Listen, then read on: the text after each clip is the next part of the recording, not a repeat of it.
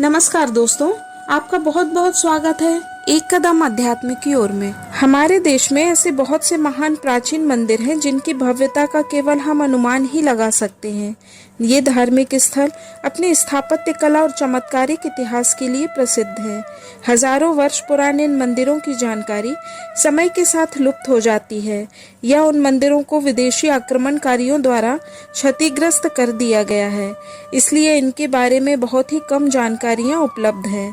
ऐसा ही एक प्राचीन मंदिर है 64 योगिनी का मंदिर। यह मंदिर हमारे देश में बहुत सारे हैं, पर इनमें से कुछ नष्ट कर दिए गए हैं और जो बचे हैं उनमें से उड़ीसा में 2 और मध्य प्रदेश में 2 मंदिर ही ऐसे हैं जो कुछ ठीक ठाक अवस्था में हैं। मध्य प्रदेश में एक तो जबलपुर में मां नर्मदा नदी के किनारे स्थित है और दूसरा मुरैना जिले में स्थित है। 64 योगिनियों का संबंध मुख्यतः मां काली से होता है। यह सभी आदिशक्ति मां काली की ही अंश हैं। 64 योगिनी देवियों में 10 महाविद्याएं और सिद्ध विद्याओं की साधना की जाती है। ये सभी तंत्र तथा योग विद्या से संबंधित होते हैं। समस्त योगिनी अलौकिक शक्तियों से संपन्न होती हैं और इन्हें तंत्र मंत्र योग साधना के द्वारा ही सिद्ध किया जाता है। 64 योगिनी मंदिर प्राचीन काल में रहस्यमय शक्तियों के जागरण के केंद्र थे। यहाँ दैवी शक्तियों को जागृत किया जाता था। उस समय 64 योगिनी मंदिर रात दिन तरह तरह के मंत्रों से गूंजता रहता था। यह मंदिर किसी समय अद्भुत मांत्रिक शक्तियों एवं चमत्कारी शक्तियों को सिद्ध करने का भव्य केंद्र था। आज भी 64 योगिनी मंदिर की सीढ़ियों पर पांव रखते ही ऐसा आभास होता है जैसे कोई बहुत बड़ी एनर्जी हमारे आसपास है। यह सब उन प्राचीन तंत्र मंत्र की शक्तियों का ही प्रभाव है जो यहाँ पहुँचने वाले महसूस करते हैं।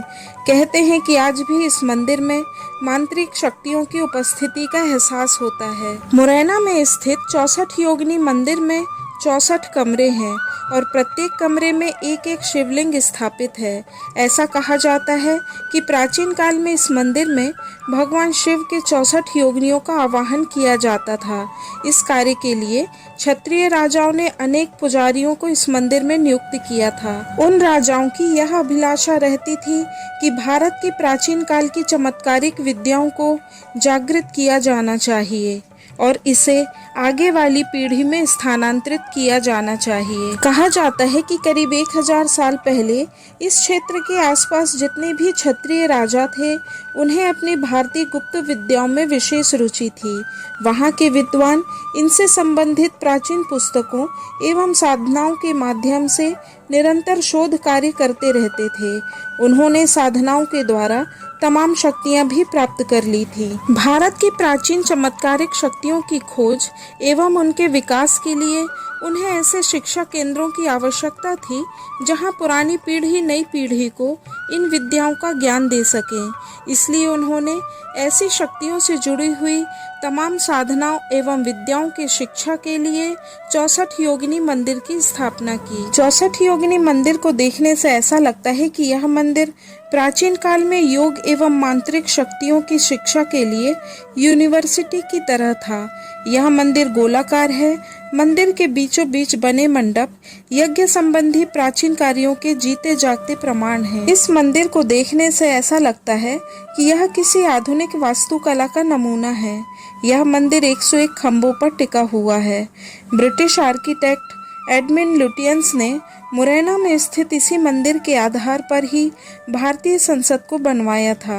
भारतीय संसद न केवल इस मंदिर की हूबहू नकल है बल्कि इसके अंदर लगे खंभे भी मंदिर के खंभों की तरह ही हैं। यह एक ऐसा सिद्ध पीठ है जो भगवान शिव और मां काली की शक्तियों का केंद्र है। घोर नाम के राक्षस के साथ युद्ध लड़ते हुए माता आदिशक्ति काली ने इन रूपों को धारण किया था। इस कारण ही यहाँ तंत्र मंत्र की शक्तियों का प्रभाव चमत्कारिक था।